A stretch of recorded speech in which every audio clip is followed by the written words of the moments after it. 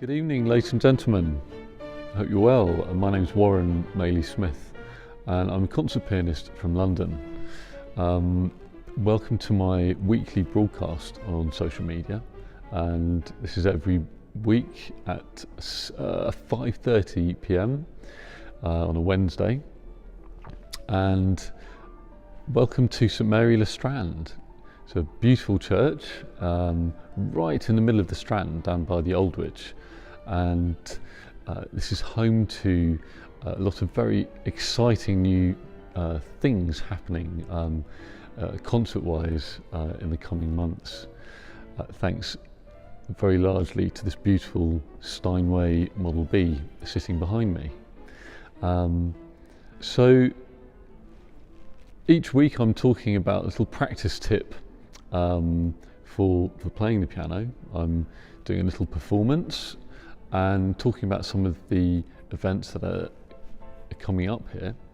And also I'd love to answer any questions that you guys might have about playing the piano, practicing the piano, or preparing for performance. So do let me know, put your questions below, and I'll be really pleased to talk about anything in a future session. So today, let's just dive straight in, and we've talked in the last few weeks about kind of some basics in piano playing, how to play legato, how to play staccato. And we talked a bit about actually using the pedals last week, something that quite often gets neglected a little bit when we're a bit short of time and we're trying to learn our pieces. We find our feet just sometimes doing their own thing. So we talked a little bit about some uses of the pedal and how to pedal more effectively.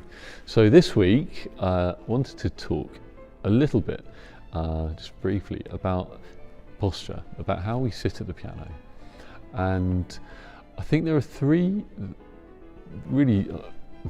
main things I wanted to flag up, three benefits of having, in inverted commas, good posture when we sit at the piano. You know, I think posture depends so much on our own individual kind of dimensions and proportions, and I'm sure many of us have, we think of a concert pianist sitting at the piano and we think of them kind of hunched up and kind of peering, with their nose on the piano keys almost sometimes. I'd like to just really flag up three things, three kind of main functions really of having good posture at the piano. So the first of these, I think, very simply, having good posture at the piano helps us to play with more accuracy.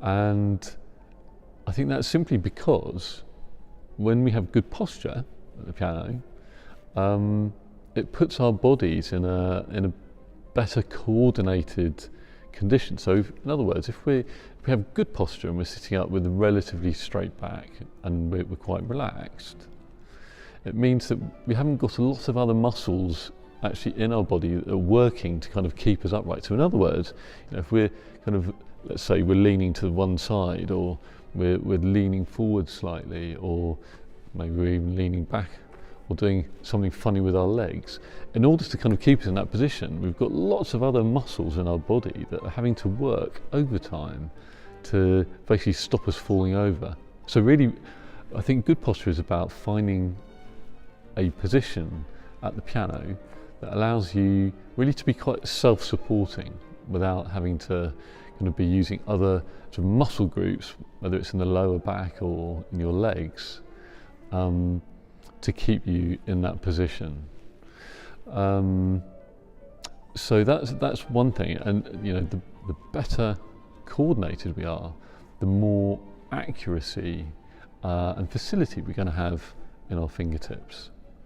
So that's one thing. I think in a very similar way that having good posture actually allows us to have kind of bigger control over our dynamics, over our louds and our quiets, and just, I think, gives us more agility generally in our fingers and our hands. So if we're in a very relaxed condition, in a very well balanced position on the piano stool,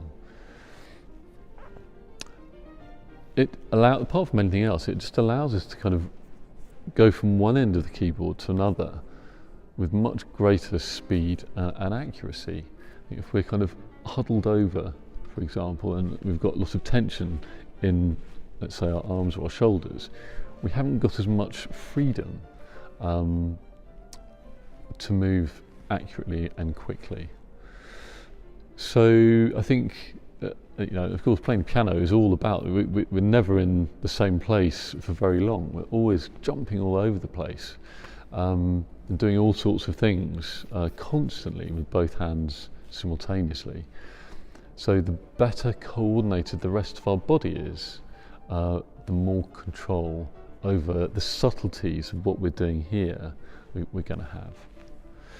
Finally, I think this is something that's often overlooked, particularly when, particularly for younger pianists and when we're studying at music college or even at school. It's having good posture is going to give us longevity in our playing. It's going to help to keep our bodies in a good condition. I think what we want to avoid over years and years of playing the piano is getting into bad physical habits when we're sitting at the piano for long periods of time that are going to cause problems. For example, problems with our necks or problems with our hands or anywhere in our bodies. And having really good posture when we play is a way of avoiding kind of unnecessary strain on the body.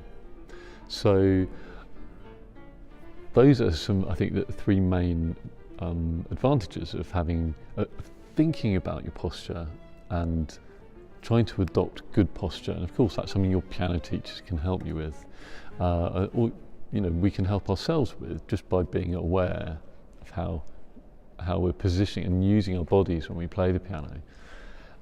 I think at the end of the day, when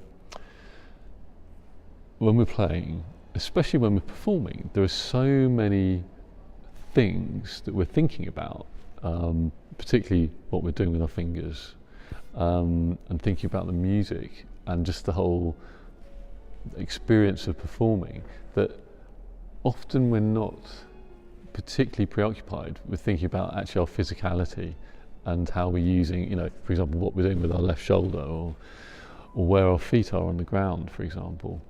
But I think all of these things are really useful to think about when you're practicing, when you're not under pressure. And they'll filter in into your performance if you think about them enough in your practice. So finally on this subject, just a couple of tips for kind of keeping good posture. And I think always start with the connection of your feet on the ground. The chances are your feet won't be dangling too much over the edge of the piano stool. Your feet will be on the ground, but just make sure that you've got a really solid connection with the full surface of your feet on the ground, because that just helps to put the rest of your body in a good condition. Focus on having a really good balance on the piano stool itself. Make sure that you're not sort of leaning to one side too much, or just you're nicely centered and balanced, because so much of your strength and power when we're playing loudly, for example, actually stems from having good support from your lower back upwards. And so having this good position in the piano stool is really crucial, makes a big difference. So having good posture. I think another thing to focus on in your practice is thinking about your shoulders. Making sure that, for example, if you want to lift your fingers or lift your wrist, that doesn't also happen from here, that we keep the shoulders really independent from what's happening elsewhere in your hands and fingers. So basically, relaxed shoulders allow the whole mechanism from there to your fingertips to be freer. And again, with freedom in your shoulders and your arms, we're going to have greater accuracy and greater facility and speed. And I think just another tip to be aware of in trying to get good posture is just trying to avoid leaning forward too much with your neck when you're playing. So difficult to avoid doing that. And what I'm not suggesting at all is that we want to sit like a bolt upright, motionless like a statue when we're playing, because of course playing the piano it's a living and breathing thing, and we want to feel a certain amount of expression through our physicality, but at the same time I think it's important that whatever we do when we're playing is coming from an underlying good posture and a good default position on your piano stool. So try to avoid this kind of leaning forward from your neck. When we want to look at the keys, try to do it as much as possible just by looking down from where you are. And remember, the taller that you sit in your seat, the better view you've actually got of the keyboard. The closer you put your nose down into middle C, the more restrictive view you've got of the keyboard, and obviously that's no use at all when we're doing big jumps, for example, with the left hand. So we want to have that, we want to be able to see as much of what's going on as possible from where you're sitting. So finally, just some practical tools to help you kind of monitor that, because it's so difficult to monitor yourself when you're playing. So 3 things. I think use a mirror occasionally. You don't want to sit there looking at yourself, for hours on end, but just having a bit of a reference to see what's going on from the side profile when you're playing. That can be really, really illuminating, really interesting, and very, very useful. Film yourself playing, and again, that can often reveal things that you just wouldn't be aware of or conscious that you're actually doing, and that can really help you to adjust your position when you're playing the piano. And finally, just ask for some feedback from other people. They don't even have to be pianists themselves, but just to kind of make observations about what you're doing, with parts of your body when you're actually playing. So there we go. That's a tip for the week. Practice tip for the week is thinking about your posture when you play. So just wanted to mention now, so I mentioned at the beginning of this little talk about concerts that are happening here at St Mary Le Strand, and for years there haven't really been many concerts in this building, but I have to say, just got the most incredible acoustic. It's as churches go in the West End, it's really quite small. It seats 125 people, but it's absolutely perfect for recitals. And we've got a wonderful pianist this coming Friday, a very good friend of mine, Yuki Noguchi, who is going to be performing Gershwin's Rhapsody in Blue in this wonderful setting. And she's giving 2 performances of this programme. It's a 60-minute programme, and the first one's at 6 o'clock and the second one is at 8 o'clock. So do pop along if you're in town on Friday evening. It's going to be a truly wonderful performance. Also, I wanted to mention that I am actually I'm incredibly excited because in December I'm going to be setting off on a 30-date tour of the UK, performing Chopin's Second Piano Concerto with the Piccadilly Sinfonietta. And I'm putting the link below or above for where you can see all these dates. Some of the venues have actually sold out, which is really amazing, but we're performing in Chichester, we're performing in London a few times, we're performing in Leeds, in Newcastle, in Scotland, Manchester, Birmingham, Shrewsbury, Lichfield, Nottingham, Derby, Leicester, Ely, Norwich, and Bristol, and Wells Cathedral, and many other places too. So it would be really lovely. I can't tell you how excited I am about playing this particular piece, the Chopin Piano Concerto No. 2. So he wrote it when he was 19, 20 years old. Really young composer, and it's just this explosion of brilliance from a pianistic point of view. It's just incredible piano writing, and it sparkles, and it's full of romantic kind of feelings, particularly in the second movement, the slow movement. And yeah, I just think it's so fascinating that after he'd written his 2 piano concertos, he didn't write any more piano concertos, and I think some of his best writing is in this particular piece, the second piano concerto. So just wanted to come on to just answering this little question that I gave you guys last week, which was, anyone could tell me which British pianist has just performed the staggering feat of performing all of Beethoven's piano sonatas, that's all 32 of them, in one day, which would have been a big enough achievement, but to do that from memory.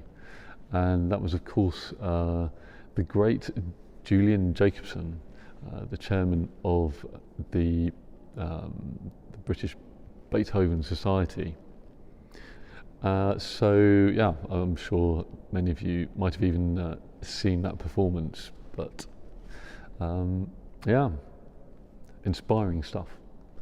So my question for you guys this week, very simple question. I'm sure you might know this already, but I'd like you to tell me, how many children did Mr. and Mrs. J.S. Bach have? It was more than a handful. So Johann Sebastian Bach, how many children did he have? So this week I'm going to perform a short piece by Chopin, just to maybe get you in the mood for a bit more Chopin. And this is his actually quite a cute piece, the Souvenir de Paganini, which is essentially a popular song of Chopin's day, and he took the melody and wrote his own set of variations on this very simple tune. It's quite similar really to the Berceuse as an idea, as a structure for a piece, but yeah, always makes me smile because you can hear him just having fun with this popular melody. And of course he's trying to imitate the effects of the violin bow on the string. I think he was inspired to write it when he heard the great Paganini performing at a concert in Warsaw when he was about 18 years old. So thanks for joining me. I'd love to hear from you, and if you've got any questions or you'd like me to talk about anything that would be of interest or help in your piano playing, then please drop me a line below. I'd be really pleased to do that for you guys. And also, if you've got any concerts coming up, I'd be really happy to give them a plug for you as well. So have a great week. Take care.